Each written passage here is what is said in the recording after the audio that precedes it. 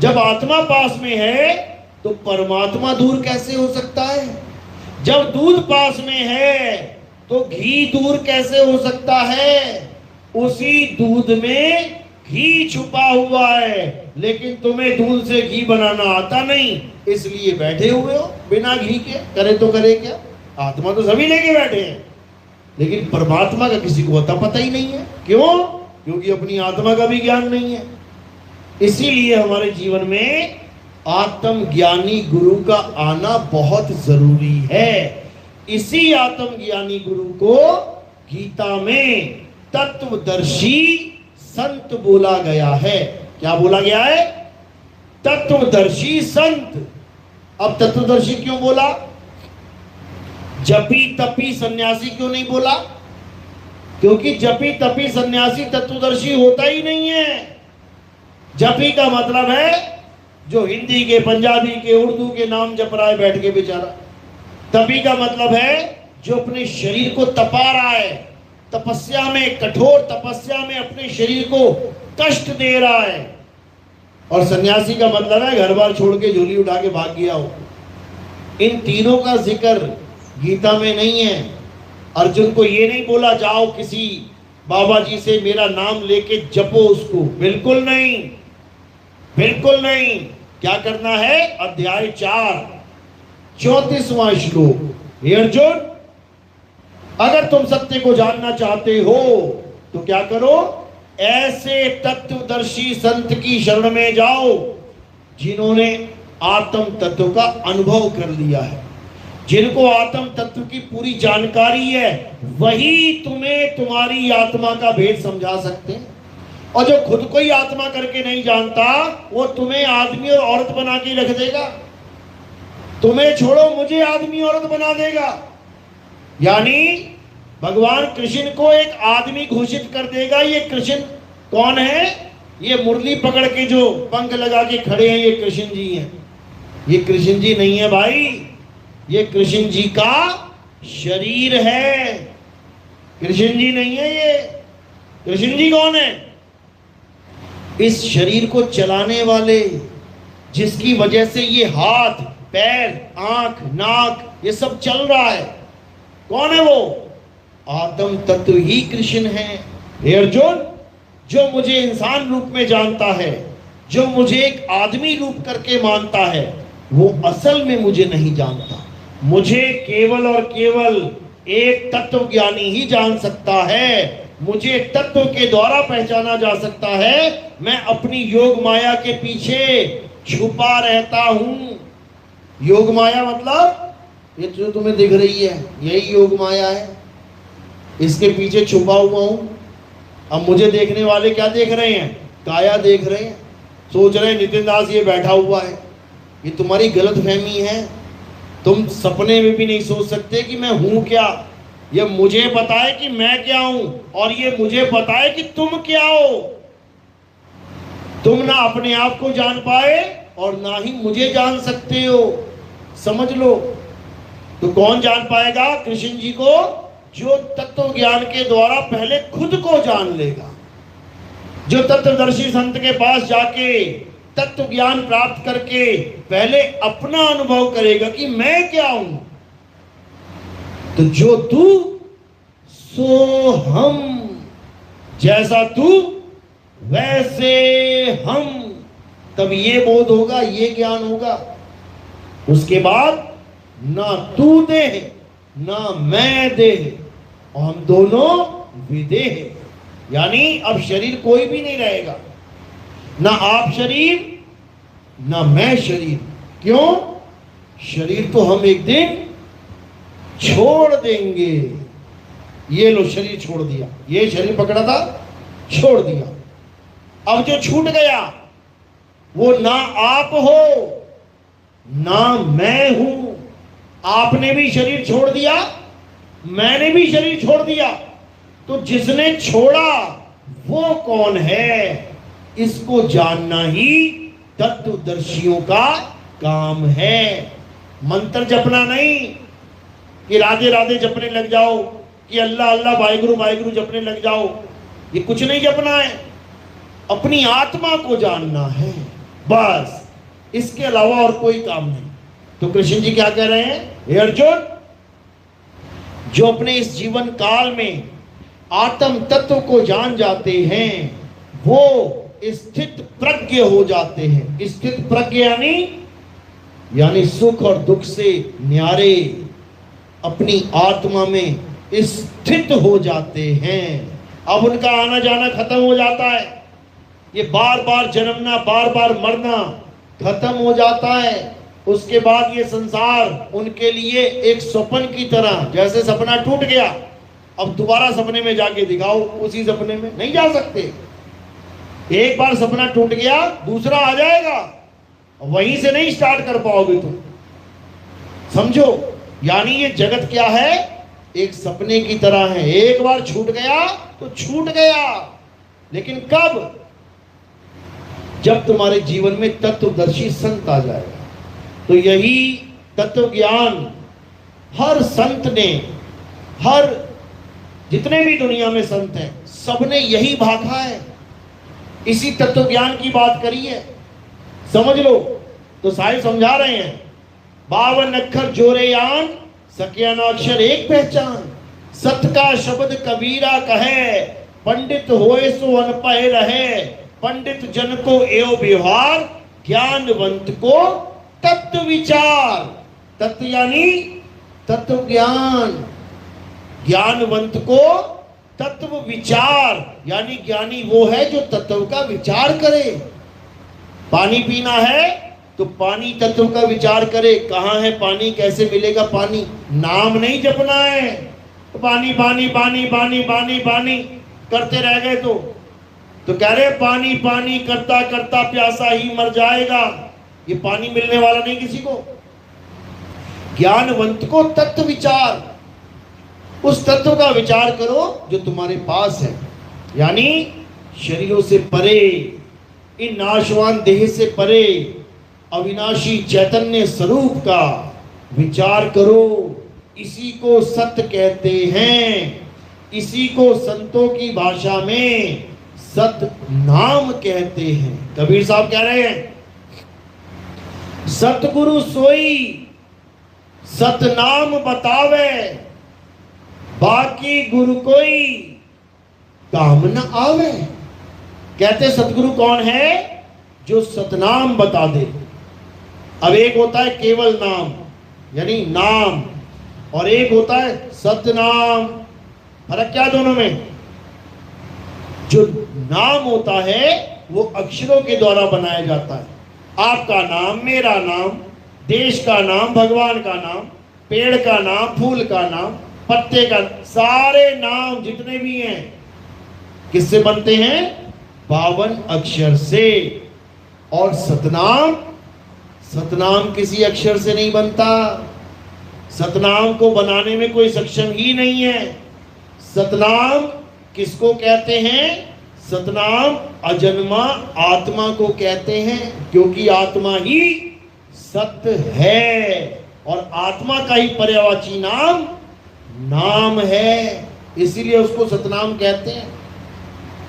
तो वो सतनाम जब हमें हमारा भेदी गुरु बताता है तब ये जीव समझ पाता है कि आखिर मेरा स्वरूप क्या है। भेदी गुरु शरीर को अलग कर देता है और आत्मा को अलग कर देता है, यानी नीर और शीर का निबेड़ा कर देता है, अलग अलग कर देता है उसको। सतगुरु क्या करता है, असल यानी सार और झूठ यानी असार दोनों को अलग कर देता है। कैसे, अरे सतगुरु ऐसा चाहिए जैसा सूप सुहाए, और सार सार तो गही रहे, थोथा दे उड़ाए। जैसे आप देखोगे गेहूं साफ करने वाला एक छज होता है, लेडीज ज्यादा छज यूज करती हैं गेहूं साफ करने के लिए। तो क्या करती हैं, ठक ठक ठक करके करती हैं ऐसे। वो क्या करता है, वो गेहूं तो इधर ले आता है और जो धूल मिट्टी होती है वो सब उड़ा देता है। तो सतगुरु का काम क्या है, सार और असार दोनों को अलग कर देना। असार असार को छुड़वा देना, सार सार को ग्रहण करवा देना। अब असार क्या है, सार क्या है, पहले पता तो लगे। अलग तो तब करेंगे, पता लगे। ऐसा गुरु मिल गया जिसने असार असार पकड़ा दिया और बातें कर रहे हैं सार सार की, तब बात नहीं बनेगी। तो असार क्या है? हे अर्जुन, इस दुनिया में दो प्रकार के तत्व हैं, एक असार और एक सार, यानी एक असत्य और एक सत्य। असत्य क्या है, उसकी परिभाषा क्या है? हे अर्जुन, जो जन्मता और मर जाता है वो असत्य है। जो पल पल बदलता है वो असत्य है। जो परिवर्तित होता रहता है, सदा एक सा नहीं रहता है, वो असत्य है। और सत्य क्या है? जो कभी नहीं बदलता, जो जन्मता और मरता नहीं है, वो सत्य है। तो असत्य क्या है? जो जन्मता और मर जाता है। जैसे हम सबके शरीर जन्मे हैं, लिख दिया डेट ऑफ बर्थ, मरेंगे तब लिख देंगे डेट ऑफ डेथ। यानी जो पैदा हुआ, जिसका जन्मदिन मनाया जाएगा वो झूठ है, असत्य है। जिसका मरण दिन मनाया जाएगा वो झूठ है, असत्य है। क्यों? क्योंकि सत्य अजन्मा है। सत्य का कभी जन्म होता ही नहीं है। तो जिसका जन्म ही नहीं होता उसकी मौत कैसे होगी? समझो। और क्या है असत्य? जो पल पल बदलता है, जो सदा एक सा नहीं रहता। यानी ये काया बचपन में छोटी सी होती है, बड़ी होती होती होती होती आज कितने बड़े बन के बैठे हैं, बूढ़े भी हो गए। यानी बदल रहे हैं। ये पेड़ पौधे, लोग पीपल की पूजा करते हैं, तुलसी की, ये बदल रही है। बचपन में तुलसी का पौधा छोटा सा है, उसके बाद जवान हो गया, उसके बाद बूढ़ा हो गया, पीला हो गया, टूट गया, गिर गया, बदल रहा है ये सब। हर बदलने वाली चीज माया है। हर परिवर्तन होने वाली चीज माया है। देख लो, मंदिर, मस्जिद, गुरुद्वारे, चर्च आज बना रहे हो, इतना बना, कल इतना बना, परसों इतना बना, रोज बदल रहा है, रोज बदल रहा है, बदलता जा रहा है। आज काला पेंट, कल पीला पेंट, बदलता जा रहा है।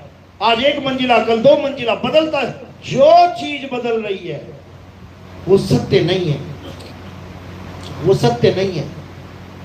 अब नाम पे आ जाते हैं। कई लोग कहते हैं नाम ही सत्य है, तो देख लेते हैं नाम बदलता है कि नहीं। जैसे कबीर में ही ले लेते हैं, कबीरपंथी, तो अब नाम बोलेंगे, अगर बदल गया तो इसका मतलब सत्य नहीं है।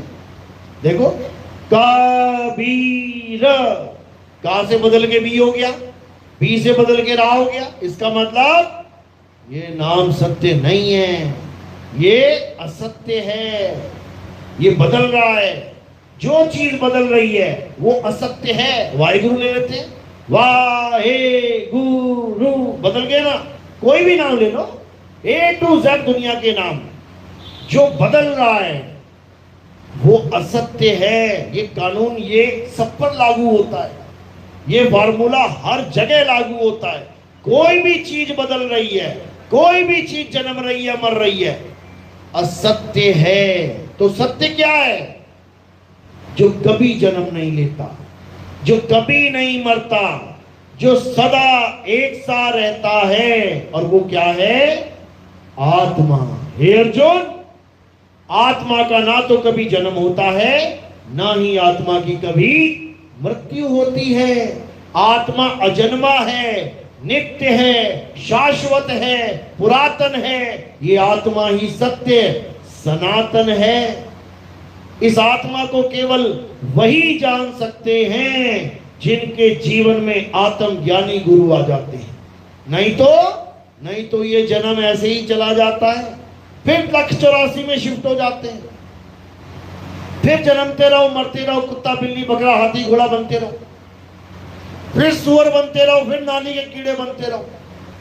अभी किसी को पूछो, हाँ भैया कौन सुअर बनना चाहता है अगले जन्म में, कौन नाली का कीड़ा बनना चाहता है अगले जन्म में, कोई हाथ नहीं उठाएगा। लेकिन दुख के साथ कहना पड़ता है कि सबको बनना पड़ेगा, सबको बनना पड़ेगा। क्योंकि ये नियम है प्रकृति का। 1,84 भुगत के, अरे पापे अटके आए, अब की पासा ना पड़ा तो फिर 84 जाए। ये 84 भुगत के एक बार इंसान जन्म लेके बैठे हो यहाँ पे। ये जो इंसान जन्म है मात्र एक बार मिलता है, 1,84 भुगतने के बाद, समझो। और वो भी कैसे गवा रहे हैं? बिना आत्म ज्ञान के गवा रहे हैं। पूजा कर लिया, पाठ कर लिया, हवन कर लिया, यज्ञ कर लिया, अक्षर जप लिए, मंत्र जप लिए, और आत्मा को कौन जानेगा? जिसकी वजह से सारी पूजा कर पा रहे हो, जिसकी वजह से थाली उठा के आरती कर रहे हो, किसकी वजह से? आत्मा की वजह से। आत्मा ने शरीर छोड़ दिया तो पूजा की थाली ये गिर जाएगी जमीन पे। जिसकी वजह से नाम बोल पा रहे हो, जय श्री राम, अल्लाहू अकबर, वाहेगुरु, जय गॉड, किसकी वजह से? इसी आत्मा की वजह से। तो जिस आत्मा की वजह से सारे नाम बोल पा रहे हो, उसी आत्मा को नहीं जान रहे हो। जिस आत्मा की वजह से लंबी लंबी यात्राएं चल रही हैं, मैं वैष्णो देवी जाके आया, मैं केदारनाथ जाके आया, मैं मक्का मदीना जाके आया, किसकी वजह से? आत्मा की वजह से। उसी आत्मा को नहीं जान रहे हो जिसकी वजह से तुम्हें घर में जगह मिल रही है। ये मेरी बीवी है, ये मेरी माँ है, ये मेरा भाई है, अच्छे से सोएंगे, अच्छे से खाएंगे, किसकी वजह से? आत्मा की वजह से। और जिस दिन आत्मा ने शरीर छोड़ दिया, उठाओ और जलाओ, कोई किसी की बहन नहीं, कोई किसी की माँ नहीं, लाश बन जाते हो, लाश। समझो, आत्मा के साथ शरीर सो रहा है तो माता जी सो रही हैं, बहन सो रही है, पापा सो रहे हैं, और जब आत्मा के बिना पड़े हुए हो, लाश है, उठाओ ले जाओ, इसको फूंक दो। ये आत्मा का महत्व है तुम्हारे जीवन में। बिना आत्मा के हर चीज शून्य है, जीरो, कोई कीमत नहीं। सुंदर से सुंदर औरत आत्मा है तो हर जगह उसकी तारीफ हो रही है, मिस वर्ल्ड बनी हुई है। और आत्मा ने शरीर छोड़ दिया, राख बनी हुई है शमशान घाट में। बताओ, सुंदर से सुंदर औरत एक दिन भी बिना आत्मा के अपने पति के साथ नहीं रह सकती। दिखा दो किसी ने रखा हो तो। जैसी प्राण निकल गए, ले जा भैया, चुड़ैल बन जाएगी, चिपक जाएगी, हटाओ इसको, निकालो। सारा खेल आत्मा के द्वारा चल रहा है, लेकिन आत्मा को ही नहीं जान रहे हैं। बताओ, हमारा सत्य सनातन धर्म किसी देवी देवता का पुजारी नहीं था। हमारा सत्य सनातन धर्म किसी पूजा पाठ हवन यज्ञ का पुजारी नहीं था। हमारा सत्य सनातन धर्म आत्म ज्ञान का पंथ था, आत्म ज्ञान का धर्म था। लेकिन आत्मा के ज्ञानी ही नहीं बचे तो क्या घुस गया बीच में? बोले शंकर जी आ गए, राम जी आ गए, कृष्ण जी आ गए, और तो छोड़ो, छोटे छोटे क्या नाम है, शनि देव जी आ गए, भैरव देव जी आ गए, पता नहीं कौन कौन से बना दिए। नेट पे सर्च करो, कुतिया माता का मंदिर, बताओ कुतिया की कमी रह गई थी हमारे धर्म में। ये सही बता रहा हूं मैं, नेट पे सर्च करो, कुतिया माता का मंदिर कहाँ है। अभी देखो तुम्हें 2-4 बंदे मिल जाएंगे माथा टेकते वहां पे। ये रह गया अब हमारे धर्म में। चुड़ैल माता का मंदिर टाइप करो, तुम्हें चुड़ैल माता का मंदिर भी मिल जाएगा। बताओ, ये चुड़ैलों की कमी रह गई थी क्या हमारे सनातन धर्म में? यहां तक कि कृष्ण जी ने समझा दिया, हे अर्जुन, जो देवताओं की पूजा करते हैं वो देवलोक को जाते हैं, जो पितरों की पूजा करते हैं वो पितरलोक को जाते हैं, जो भूत प्रेतों की पूजा करते हैं वो भूतों में जन्म लेते हैं। इन तीनों ही अज्ञानियों को मेरा धाम नहीं मिलता, ये मुझ तक नहीं पहुंच सकते। देखो 7वां अध्याय 23वां श्लोक क्या लिखा है? हे अर्जुन, जो देवी देवताओं की पूजा करते हैं वो मंद बुद्धि लोग हैं, अल्प बुद्धि। कोई बहुत बड़ा महान शब्द नहीं है अल्प बुद्धि। क्या होता है? जिसकी अकल कम हो वो देवताओं की पूजा करते हैं, और जो पूर्ण ज्ञानी है वो तत्व की पूजा करते हैं, वो तत्व ज्ञान को जानते हैं, वो अपने आत्म तत्व को प्राप्त करते हैं, जिससे उन्हें परमात्म तत्व की प्राप्ति होती है। ये गीता का ज्ञान है, ये गीता का ज्ञान है। और इस कबीर पंथी को सुनाना पड़ रहा है तुम्हें, जो तुम्हें तब समझ में आ जाना चाहिए था जब से तुमने गीता को उठाया है। लेकिन आज तक कोई नहीं समझ पा रहा है कि गीता में क्या लिखा है। हम कबीर पंथी हैं, हमें गीता छापनी पड़ रही है, हर हर गीता, घर घर गीता बांट रहे हैं। अरे जाग जाओ, अपने ग्रंथ में क्या लिखा है वो पढ़ लो। तुम ऐसे ही नहीं किसी के पीछे लग जाओ, पहले गीता को समझो।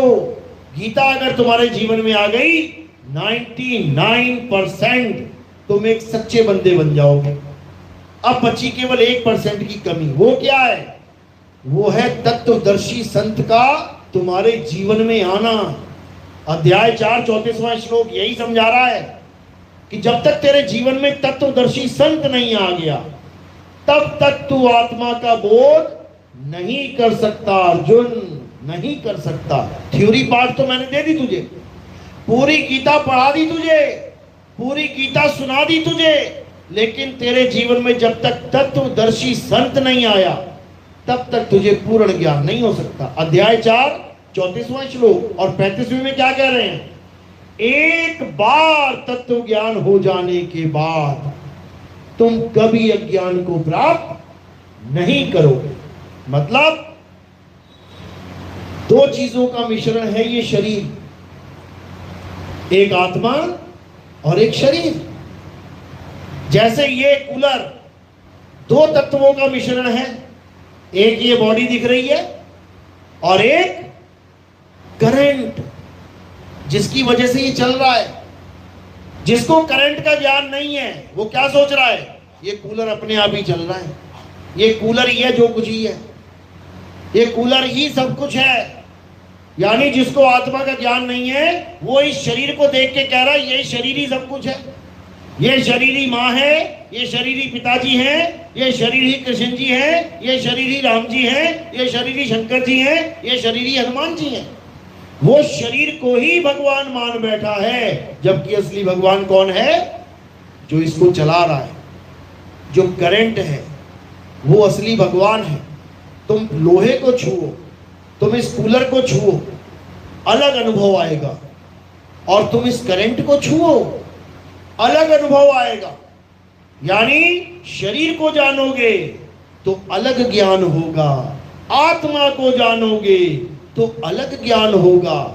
आत्मा का ज्ञान जानने के बाद तुम कभी अपने आप को शरीर नहीं मानोगे। अध्याय 4 35वां श्लोक यही कह रहा है। एक बार तत्व का ज्ञान हो जाने पर, यानी जो बच्चा है उसको नहीं पता ये कैसे चल रहा है कूलर, कौन सी ताकत है जो इस कूलर को चला रही है, उस बच्चे को नहीं पता। लेकिन कूलर में करंट आ रहा हो और बेचारा जा रहा है मजे से, और हल्का सा हाथ लग जाए तो क्या होगा? 2 फुट उछल के गिरेगा, तब वो जान पाएगा भाई ये कूलर है कि ये क्या चीज है ये।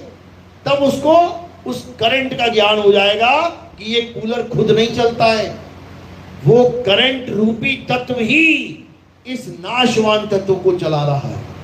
एक बार करंट का ज्ञान हो जाने पर उसको कभी ये अज्ञान जीवन में नहीं आएगा कि ये खुद चल रहा है। वो समझ जाएगा पंखा चल रहा है उसी की वजह से चल रहा है जो मुझे लगा था, ये बल्ब चल रहा है उसी की वजह से चल रहा है जो मुझे लगा था। ये जितने भी घर में विद्युत उपकरण चल रहे हैं किसकी वजह से? उसी की वजह से जो मुझे लगा था। तब उस बच्चे को हम क्या कहेंगे? वो तत्व ज्ञान को प्राप्त हो चुका है। अब उसे कोई लाख बार कह दे कि ये करंट अपने आप, ये पंखा अपने आप चल रहा है, ये बल्ब अपने आप चलता है, ये प्रेस अपने आप चलती, वो 1 मिनट में समझ जाएगा बेवकूफ बना रहा है, बेवकूफ बना रहा है। अरे करंट से चलता भैया, करंट खा के बैठा हूं मैं, मुझे पता है किससे चल रहा है ये। तो जब ये तत्व ज्ञान आपके जीवन में आ जाएगा, अब समझ लो कि अब आपका जीवन का जो मेन लक्ष्य है उसकी पूर्ति हो जाएगी। क्या है मेन लक्ष्य? आत्म ज्ञान।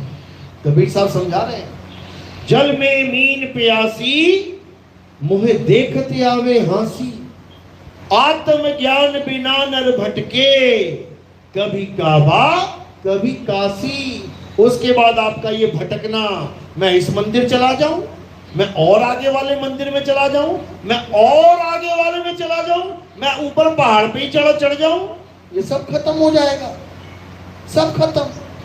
आजकल क्या चल रहा है? यही चल रहा है। सावन आते ही सब पहाड़ पे चढ़ जाते हैं, उसके बाद बादल फटता है, फिर पहाड़ से नीचे लुढ़क हैं पानी के साथ। बताओ, अरे भगवान को पाने गए थे कि मरने गए थे वहां पे? तो भगवान घर में बैठा है, अपनी आत्मा में बैठा है, उसका ज्ञान नहीं है। और जो इंसानों ने बना दिए मंदिर, उसमें तुम भगवान ढूंढ रहे हो।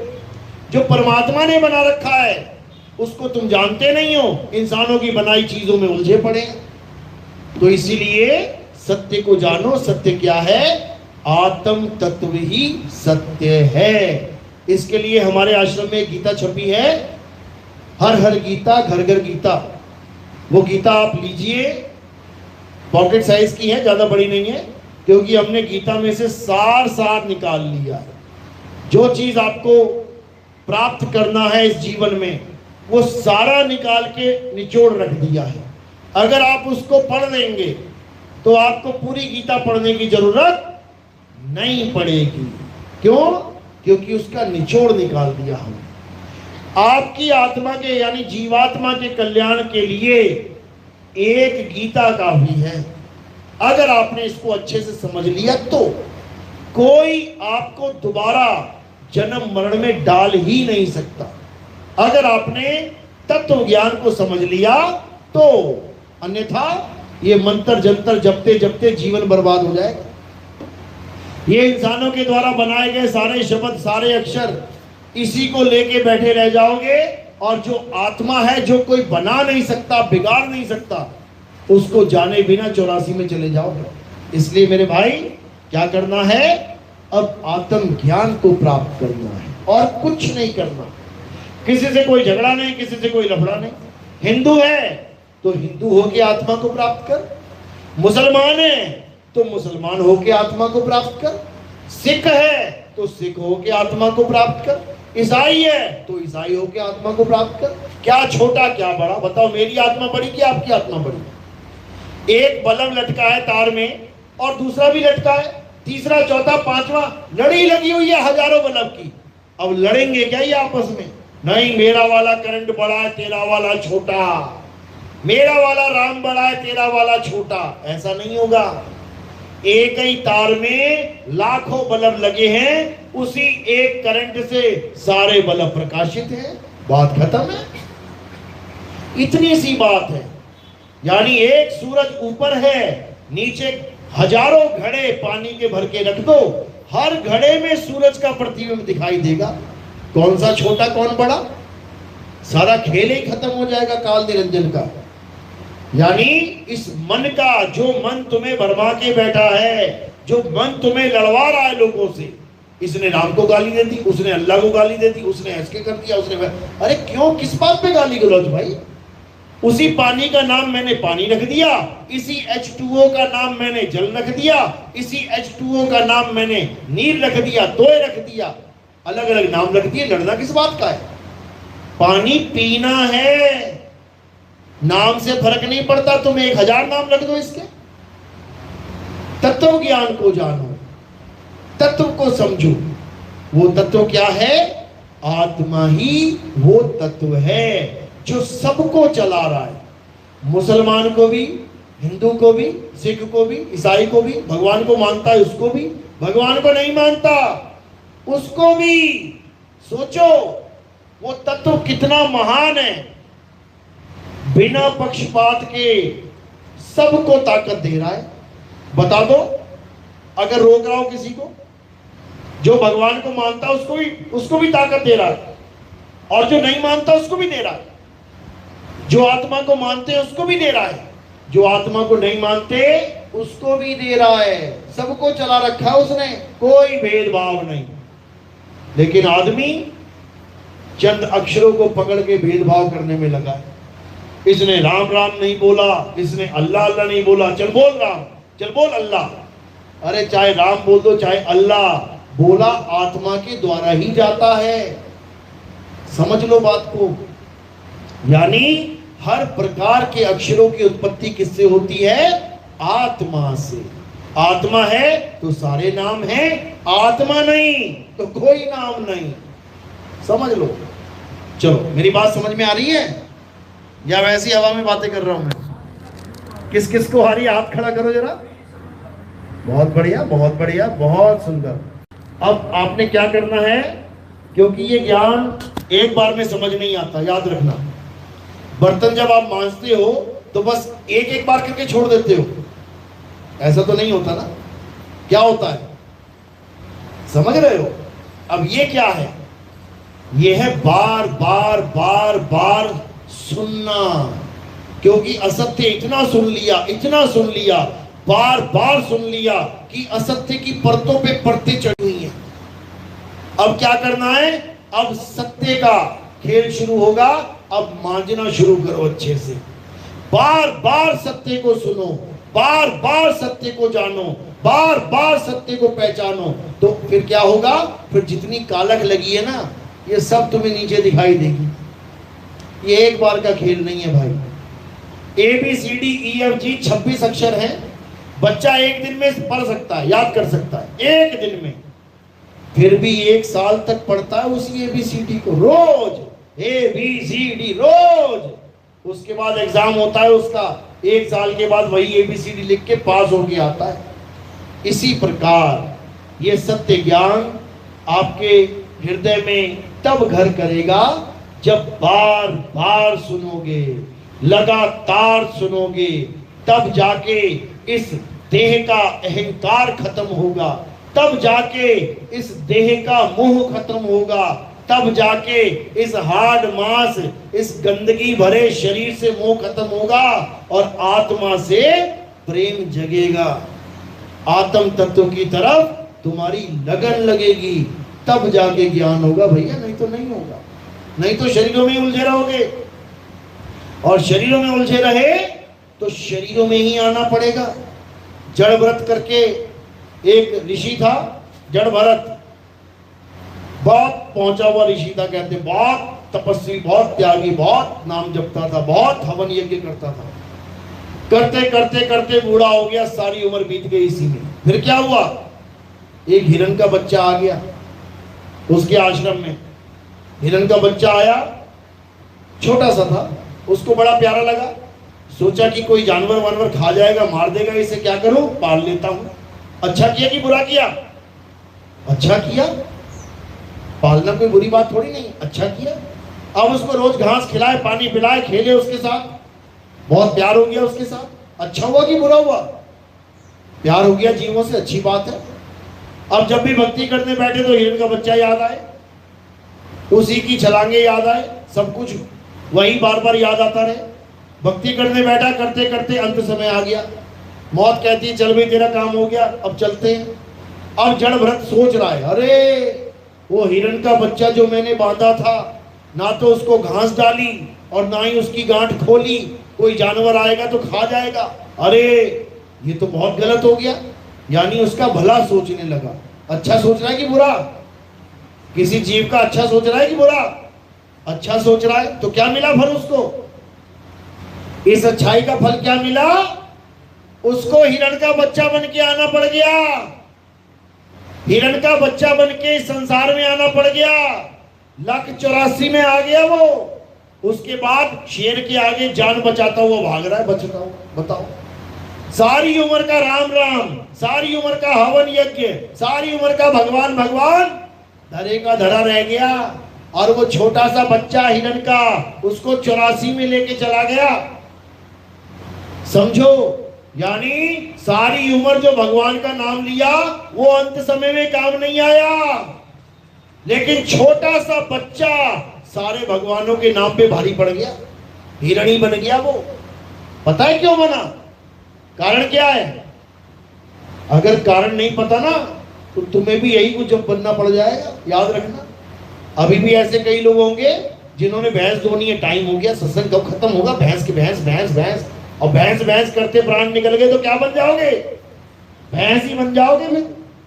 याद रखना इस बात को, क्योंकि जहां आशा तहां वासा, अंत समय में जिसका तुम ध्यान करते हो तुम उसी रूप में आ जाते हो। याद रखना इस बात को, उसी रूप में आ जाओगे।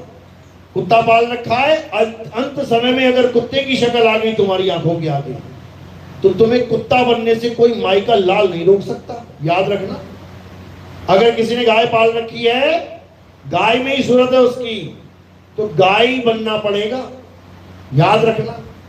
कोई मुर्गे बकरे खाता है, अंत समय में मुर्गा बकरा याद आ गया ना, तो मुर्गा बकरा ही बनना पड़ेगा। याद रखना। इसका तोड़ क्या है? इसका तोड़ क्या है? संतों के पास है इसका तोड़। इसका तोड़ क्या है? आत्मा का ध्यान करना, 24 घंटे करना, लगातार करना, बारंबार करना, सुबह शाम करना, आत्मा में ही रमण करना। हे अर्जुन, जो अपनी आत्मा में रमण करते हैं, जो अपनी आत्मा में तृप्त हैं, जो अपनी आत्मा में संतुष्ट हैं, उनके लिए कोई धार्मिक कर्म कर्तव्य लागू ही नहीं होता। उनके ध्यान में कोई आ ही नहीं सकता। क्यों? 24 घंटे आत्मा का ध्यान कर रहे हैं, उनको और कोई ध्यान आ ही नहीं सकता। क्यों? क्योंकि उनके गुरु ने पहले ही समझा दिया, बेटा ये सब असत्य है, इसका ध्यान मत कर लेना, सत्य का ध्यान कर, सुबह से शाम तक कर, रात तक कर। 24 घंटे अपनी सूरत यानी अपने ध्यान को आत्मा में स्थिर करना है। कबीर साहब समझा रहे हैं, सूरत फंसी संसार में, तासे पड़ गई दूर, सूरत बांध स्थिर करो, आठों पहर हुजूर। कोई राम राम नहीं जपना, कोई अल्लाह अल्लाह वाहिगुरु वाहिगुरु नहीं जपना। वो जड़ भरत जपता रह गया सारी उम्र, फिर भी चला गया हिरण बनने के लिए। तो क्या करना है? अपनी आत्मा में रमण करना है। गीता में कहा लिखा है ये? अध्याय 3 17वां श्लोक। बस ये एक श्लोक अगर आपके जीवन में आ गया तो आपकी 84 कट जाएगी। क्यों? क्योंकि जिसका ध्यान करोगे वैसे ही हो जाओगे। अब आत्मा का ध्यान करोगे तो क्या हो जाओगे? आत्मा हो जाओगे। और जब आत्मा हो गए तो नैनम छिन्दन्ति शस्त्राणि, तुम्हें कोई शस्त्र काट नहीं सकता। तो फिर यमराजा की फौज क्या करेगी? फिर यमराज क्या करेगा? किसको मारेगा? फिर अग्नि जला नहीं सकती, तो फिर नरक की अग्नि क्या जलाएगी? पानी डुबा नहीं सकता, तो फिर बैतरणी नदी क्या करेगी? समझो बात को। यानी तुम एक बार आत्मा हो गए, फिर तुम किसी के हाथ आने वाले नहीं, फिर तुम मुक्त हो जाओगे। इसी को सत्य चित आनंद कहते हैं। सच्चिदानंद मतलब कहते ना, बोले सच्चिदानंद भगवान की। देखो जय निकल गई ना। ये कोई भगवान नहीं है भाई, ये तीन चीजों से बना है, 3 शब्दों का मेल है। कौन कौन? सत्य चित्त आनंद। सत्य यानी आत्मा। हे अर्जुन, आत्मा ही सत्य है। अब वो सत्य में क्या लगाना है? तुम्हारा चित्त। तुम्हारा चित्त कहते ना, बड़ा चित्त चोर है ये। मतलब ध्यान को आकर्षित करने वाला। मेरा चित्त चोरी करके ले गया, 24 घंटे मेरे चित्त यानी ध्यान में वही है। तो सत्य यानी आत्मा, इसमें चित्त लगेगा तब क्या मिलेगा? आनंद। कौन सा आनंद? ये हवा वाला आनंद। फिर मिलेगा आत्मा का आनंद, ऐसा आनंद जो कभी खत्म ही नहीं होगा। जिस मरने से जग डरे, मेरे मन आनंद, और मरने पर ही पाइए पूर्ण परमानंद। अरे मरता मरता जग मुआ, मरना जाने ना कोई, और ऐसी मरनी जो मरे बहुर न मरना होई। कहते हैं अगर तुम आत्मा का ध्यान करते हुए इस शरीर को त्याग दो तो तुम आत्मा ही हो जाओगे, और उसके बाद जन्म मरण का खेल खत्म, सदा सदा सत चित आनंद का अनुभव करो और मस्त रहो। आई बात समझ में? चलो, तो आज का सत्संग यही समाप्त करते हैं। और अब आरती होगी। आरती किसकी होती है समझ लो। हमारे यहां आरती होती है आत्मा की, शरीर की आरती नहीं होती है। अब आत्मा कहां है? दिख रही है कहीं? मेरे पास आत्मा है कि नहीं है? Thank you. उसी आत्मा की आरती होगी, क्योंकि आत्मा ही गुरु है। ये जो शरीर दिख रहा है ये आत्मा के कपड़े हैं, समझो, ये कपड़े मात्र हैं। इन कपड़ों को धारण करने वाला कोई और है। तो इस आत्मा को हमारे यहां गुरु कहते हैं, हमारे यहां शरीर को गुरु नहीं कहते। देही को सतगुरु कहे, अरे ये है धूधर ज्ञान, चार दाग आवे नहीं, वाह को सतगुरु जान। यानी आत्म स्वरूप जो है वो चार दागों से न्यारा होता है। पहला दाग जन्म लेना, आत्मा का कभी जन्म नहीं होता। दूसरा दाग भोजन करना, आत्मा कभी भोजन नहीं करता। तीसरा दाग व्यभिचार करना, शादी करना, काम वासना, आत्मा कभी कामी नहीं होता। चौथा दाग मृत्यु को प्राप्त होना, आत्मा कभी मरता भी नहीं है। तो चार दाग से सतगुरु न्यारे, अजरो अमर शरीर, और कोई गाड्डे कोई यज्ञ जलावे, ढूंढ न पाया शरीर। वही शब्द गुरु कहां है? हमारी आत्मा में विराजमान है। उसी की आरती होती है। कैसे करनी है? थोड़े से फूल उठाने हैं और मेरे सिर के ऊपर रख देने हैं। सिर के ऊपर क्यों रखे? क्योंकि पैर के अंगूठे से लेके सिर की चोटी तक क्या दिखाई दे रहा है? नाशवान शरीर। तो आपके भाव कहां होने चाहिए? नाशवान शरीर से परे। तो आपने वो फूल कहां रखने हैं? नाशवान शरीर से परे। और उन फूलों को रखने के बाद आपने आरती की थाली में हाथ लगा लेना है और आपकी आरती पूरी हो जाएगी। कोई प्रचार प्रसार में योगदान करना चाहेगा कोई भगत, तो वो सेवा केवल चरणों में रखनी है। सेवा का स्थान चरणों में और फूलों का स्थान शीश के ऊपर। बोलिए परमपिता परमात्मा की, सदगुरु बंदी छोड़ कबीर साहिब की, सभी संतों की, सभी भक्तों की, आज के आनंद की, सकल हंसको बंदी की। साहेब बंदी सब।